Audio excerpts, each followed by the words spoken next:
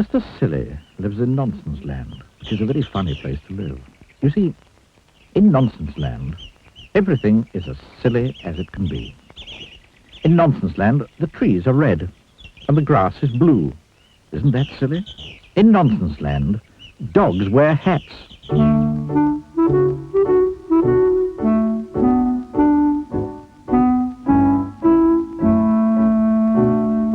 And do you know how birds fly in Nonsense Land? No, they don't fly forward. Really is a very silly place indeed. Which, of course, is why Mr. Silly lives there. Mr. Silly, in fact, lives in quite the silliest-looking house you've ever seen in your whole life. Have you ever seen a sillier-looking house than this?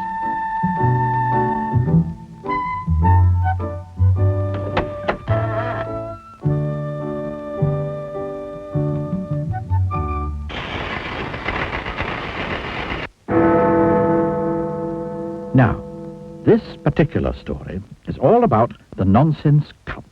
You see, in Nonsense Land each year they hold a competition, and the cup is awarded to whoever has the silliest idea of the year.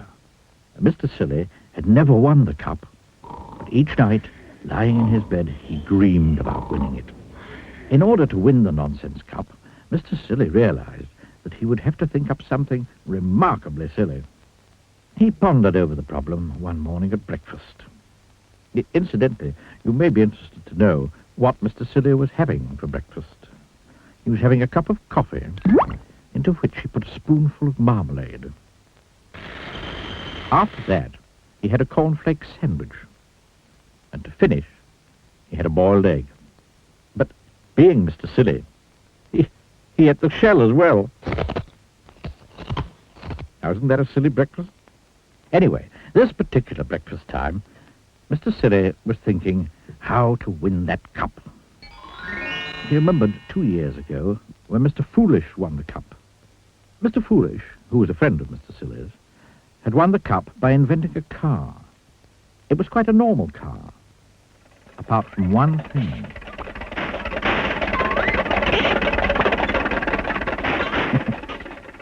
Isn't that silly? Mr. Silly thought and thought. He even had another cup of coffee with marmalade. That didn't help either. So, he decided to take a walk.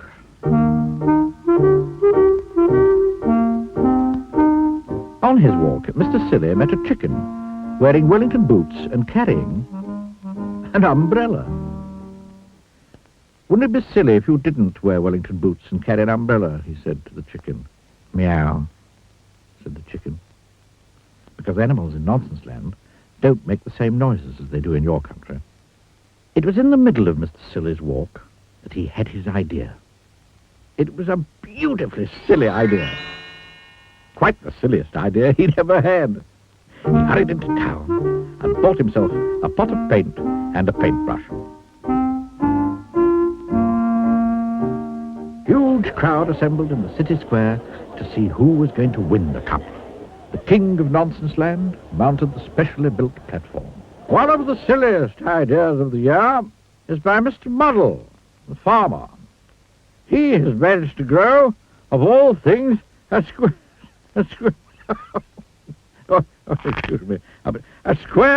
apple. The crowd clapped as the square apple was held up by Mr. Muddle for everybody to see.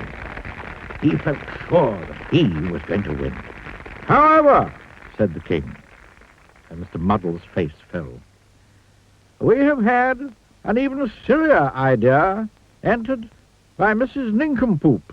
It was a teapot, quite the silliest teapot there had ever been. The crowd broke into thunderous applause. I therefore have great pleasure, announced the king, in presenting the Nonsense Cup to... Just then he looked up and stopped in astonishment. Now, in the middle of the square, there is a tree, which always been there, and it was at this tree that the king was looking in astonishment. What, he cried, has happened to that tree? Everybody turned to look. The tree had green leaves. bright green leaves. Not red leaves, like all the trees in Nonsense Land, but green. There was a gasp from the crowd. It was me, piped up Mr. Silly. I painted all the leaves green last night when you were all asleep.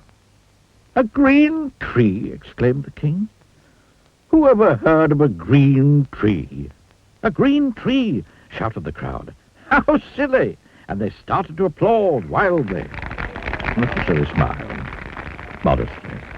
The king held up his hands. I think, he said, that this is the silliest idea I have ever heard of. And therefore, I award the Nonsense Cup to Mr... What did he say his name was? To Mr. Silly. The crowd cheered and cheered. Mr. Silly went big with pride. And a bird, perched high up in the branches of the silly green tree, looked down. Woof, it said, and flew off, backwards.